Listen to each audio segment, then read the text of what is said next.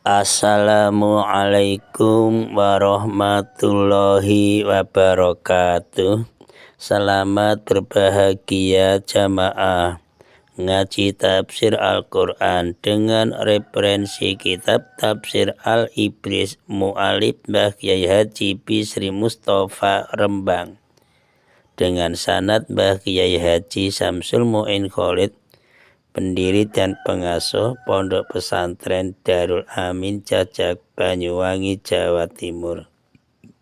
Semoga berkah, amin. Dilanjutkan surat Al-Baqarah ayat 254 dengan tema anjuran untuk menginfakkan harta. A'udzu billahi minasyaitonir rajim. Bismillahirrahmanirrahim. Ya ayyuhalladzina amanu anfiqu mimma razaqnakum min qabl min qabli ayatiya yaumul la bay'un fihi wala khullatu wala syafa'ah wal kafiruna humud dzalimun. Ya ayyuhalladzina eling-eling wong akeh amanu kang padha iman sapa alladzina anfiqu padha nyokongno sira kabeh mimma sanging barang razaqnakum kang paring rejeki sapa ingsun Allah ing sira kabeh min qabli ayatia sanging sadurunge yen tumeka apa yaumun dina la bay'un kang ora ana tebusan iku maujud fihi ing dalem yaum wala khulatun lan ora ana sanan iku maujud wala syafa'atun lan ora ana pitulungan iku maujud wala kafiruna lan utawi wong-wong kafir hum ya al kafirun iku adzalimuna padha nganiaya kabeh. Surat Al-Baqarah ayat 254 dengan tema anjuran untuk menginfakkan harta dengan subtema Allah menghimbau kaum mukmin untuk berinfak. Ya, kita mudah-mudahan termasuk orang mukmin. Keterangan ayat 254. Pada ayat ini diperintahkan kepada orang-orang yang beriman, ya seperti kita mudah-mudahan beriman, diperintahkan agar menafkahkan sebagian dari harta benda rezeki kita, sebagian dari harta benda rezeki yang telah dilimpahkan kepada kita. Untuk apa? Untuk kepentingan diri dan keluarga, atau juga untuk kepentingan masyarakat umum. Maka dari itu kita harus ingat bahwa akan datang suatu hari di mana hari itu tidak akan ada lagi kesempatan bagi kita, bagi mereka, bagi siapapun untuk membelanjakan rezekinya, harta benda tadi. Sebab apa? Sebab pada hari itu terjadi hari kiamat yang diikuti oleh hari pembalasan. Dan tidak ada lagi teman karib atau kerabat kita yang akan memberikan pertolongan. Tidak ada. Juga tidak ada lagi orang-orang yang akan menyelamatkan dan memberikan pertolongan bantuan pada kita. Tidak ada. Nah, harta benda dan anak cucu pun tak dapat memberikan pertolongan pada kita. Tidak bisa apa-apa kecuali orang yang datang menghadap Allah dengan hati yang suci dan amalan yang banyak. Ini kecuali. Mudah-mudahan kita bisa mempraktekkan, mengamalkan, amin. Orang yang tidak mau membelanjakan harta bendanya di dunia, kita juga tidak mau contohnya, untuk kepentingan umum, yaitu fisabilillah, mudah-mudahan jangan masuk kita. Jadi orang yang tidak membelanjakan harta bendanya di dunia untuk kepentingan umum atau fisabilillah adalah orang yang mengingkari nikmat Allah. Itu mengingkari, tidak mengakui nikmat dari Allah, tidak mengakui. Kalau sudah demikian, kita atau mereka itu akan menjadi orang yang dolim. Dolim pada dirinya sendiri dan dolim terhadap orang lain. Yang dimaksud dolim terhadap diri kita sendiri adalah karena dengan keingkaran, ya orang itu atau kita akan mendapat siksaan dari Allah. Sedangkan dolim terhadap orang lain, karena kita atau orang lain, siapapun yang enggan aras-arasan untuk memberikan hak orang lain yang ada pada harta bendanya yang dimilikinya, itu aras-arasan, eman-eman. Ya, baik berupa zakat yang telah diwajibkan umpamanya, atau sedekah atau sumbangan yang sudah dianjurkan umpamanya, tidak mau, mengingkari. Karena ada berbagai pendapat para ulama mengenai masalah infak atau pembelanjaan harta. Yang dimaksudkan dalam ayat ini, ayat 254, sebagian mengatakan gini para ulama tadi, infak dalam ayat ini ialah infak wajib, maksudnya zakat. Loh, kok gitu? Karena di akhir ayat ini Allah menyebut orang-orang yang tidak mau berinfak itu sebagai kafir. Nanti jelaskan. Kafir bukan berarti tidak beriman, tapi kafir di situ artinya enggan atau aras-arasan untuk sedekah. Seandainya yang dimaksudkan dengan infak di sini hanya sunnah, yaitu berarti sedekah, tentu mereka yang tidak bersedekah atau siapapun yang tidak bersedekah tidak akan disebut sebagai kafir. Itu masalahnya ini. Terus ada lagi sebagian ulama berpendapat bahwa yang dimaksudkan dengan infak dalam ayat ini ialah infak untuk kepentingan jihad fisabilillah.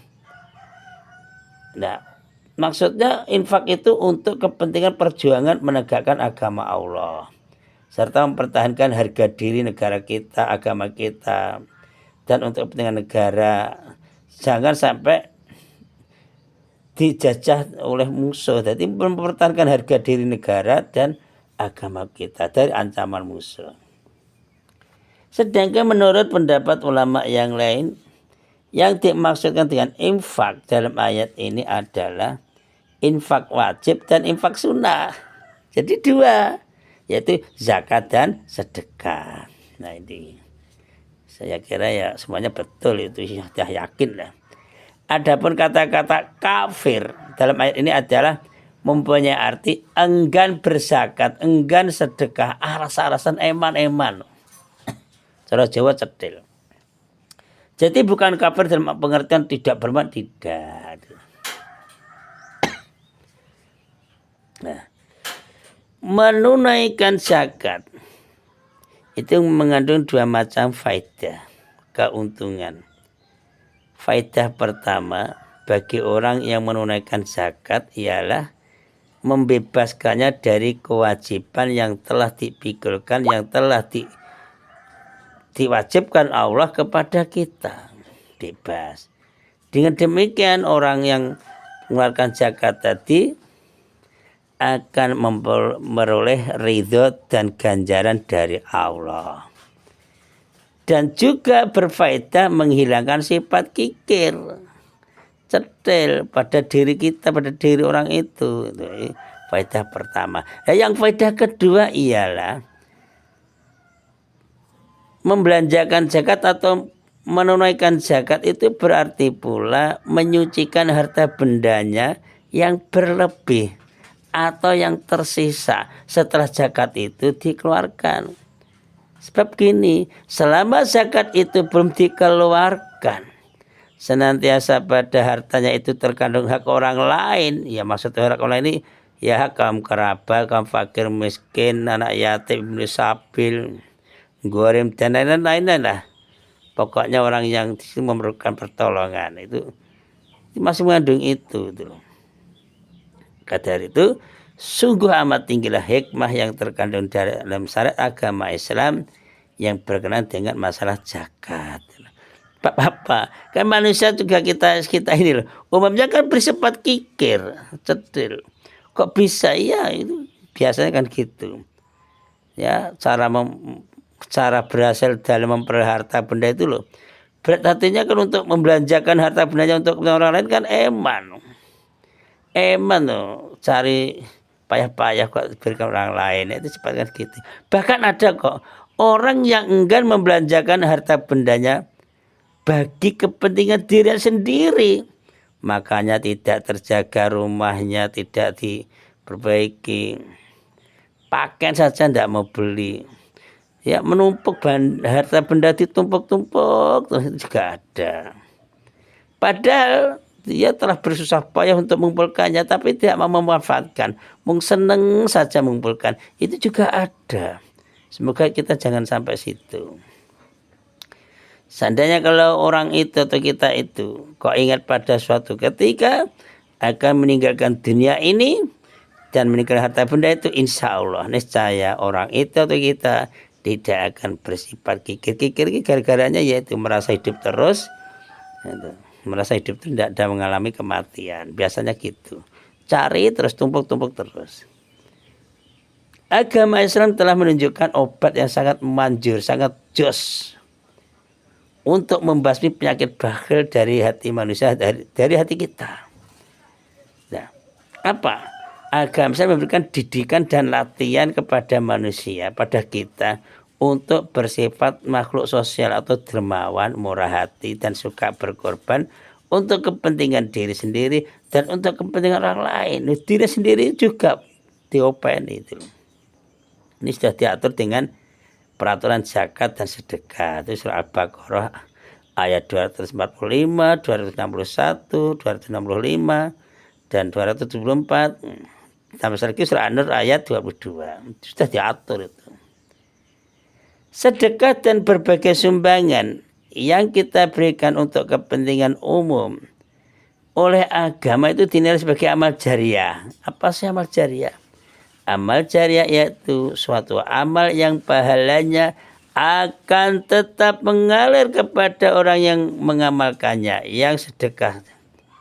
Terus mengalir walaupun orang itu telah meninggal dunia, selama hasil sumbangannya itu dapat dinikmati dan dimanfaatkan oleh masyarakat umum, terus mengalir sampai hari kiamat. Dalam penunaian zakat dan sedekah memang diperlukan suatu niat yang ikhlas, latihan dari yang kecil-kecil ke besar, yaitu apa? Mencari ridha Allah dan dijauhkan dari sifat riya, dijauhkan dari sifat ingin dipuji, dijauhkan dari sifat disanjung oleh manusia. Ya, latihan itu. Menunaikan zakat dan sedekah adalah merupakan manifestasi dari rasa iman, bukti menunjukkan iman kepada Allah, bersyukur kepada Allah. Allah yang telah menjanjikan siapa yang menambah, yaitu Allah akan menambahkan rezekinya atau rahmatnya kepada orang yang bersedekah. Pokoknya siapa yang bersyukur tambah terus. Tapi sebaliknya, kalau tidak mau bersyukur, Allah diancam dengan azab di hari kemudian nanti, sesuai dengan surat Ibrahim ayat 7. Sesungguhnya jika kamu bersyukur, ya kita ini kok bersyukur, niscaya Allah akan menambah nikmat kepadamu, kepada kita. Tetapi jika kamu mengingkari nikmatku Allah, maka pasti azabku, siksaku Allah sangat berat. Saudara nanti mudah-mudahan kita digolongkan orang dermawan akhirat, dunia akhirat, mendapat ridha Allah. Assalamualaikum warahmatullahi wabarakatuh.